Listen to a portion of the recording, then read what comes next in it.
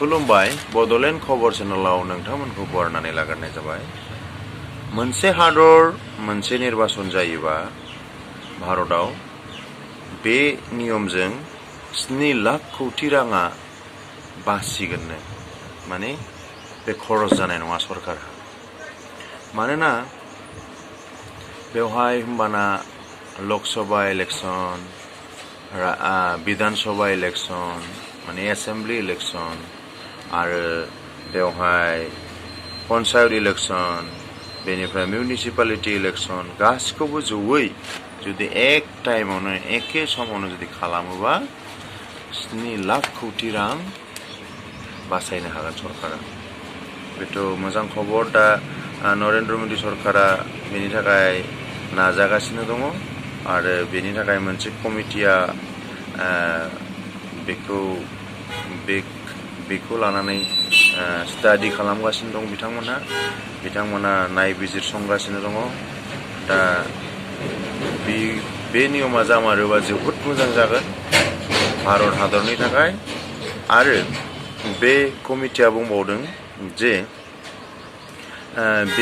बे नियमा जुदि जामारोबा प्रशासन माने सरकारि खामानिफोरा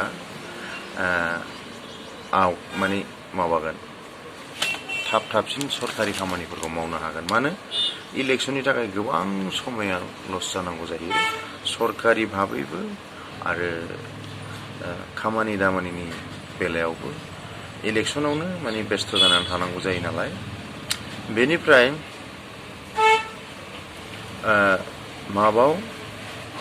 GDP-आबो भारतनि जे घरुवा उत्पादन GDP बेबो 1.6% बारायगोन जुदि मोनसे देश माने मोनसे हादर मोनसे निर्बाचन जायोबा, मोनसे बिसायख'थि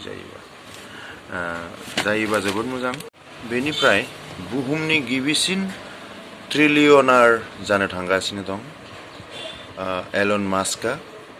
बिथांनि सम्पथिया दा $807 बिलियन जाबाय।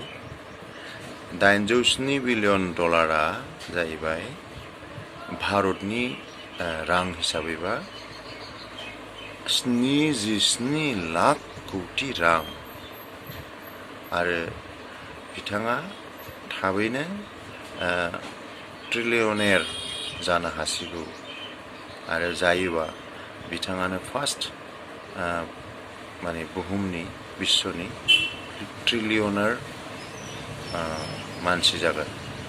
एलन मास्कनि माबायाथ' मेन माबाया बेना टेस्ला गारि, मोनसे टेस्ला कम्पानि। आरो बियो दा स्पेस एक्स रकेट आरो सेटेलाइटनि खामानियावबो बिथाङा दा बिराद इनभेस्ट खालामो। आरो दा बे स्पेस एक्सनि IPO ओंखारनो नागिरदों। बे जुदि IPOआ बे जुदि थाबैनो जायोबा शेयार बाजाराव बे एन्ट्रि जायोबा, बे नामखौ लागायोबा एलन मास्कनि सम्पथिया बहुद बांगोन, बे गेरेन्टि। नोंथांमोनहा बे चेनेलखौ साबस्क्राइब खालाम, शेयार खालाम, लाइक खालाम, गुरै खावलायनाय थाबाय। एसेनोसै, गोजोन्थों।